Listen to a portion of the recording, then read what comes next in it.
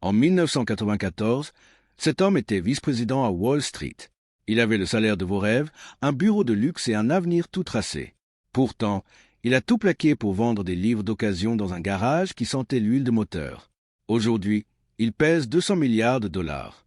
Tout le monde connaît Amazon, mais presque personne ne comprend la psychologie brutale derrière le risque que Jeff Bezos a pris.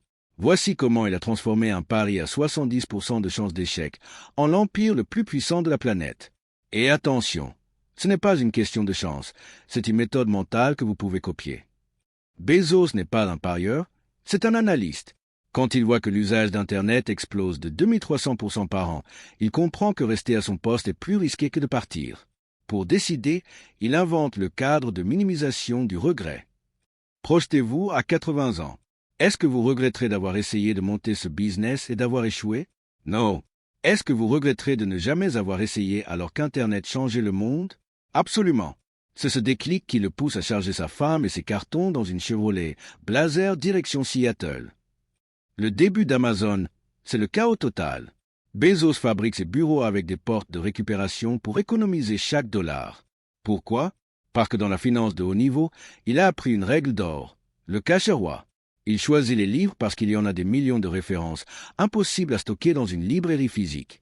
C'est le premier avantage déloyal d'Amazon. Au début, une cloche sonne dans le garage à chaque commande. Tout le monde applaudit. Quelques semaines plus tard, la cloche sonne tellement qu'il doit l'arracher. Ils ne vendent plus des livres, ils vendent de la commodité.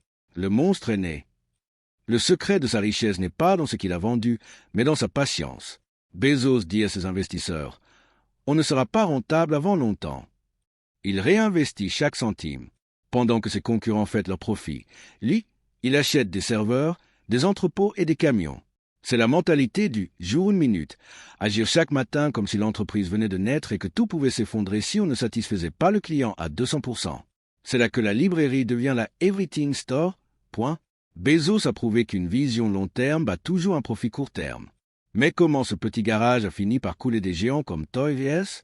C'est ce qu'on verra dans l'épisode 2 sur le volant d'inertie. Abonnez-vous pour ne pas rater la suite de l'algorithme de Jeff Bezos.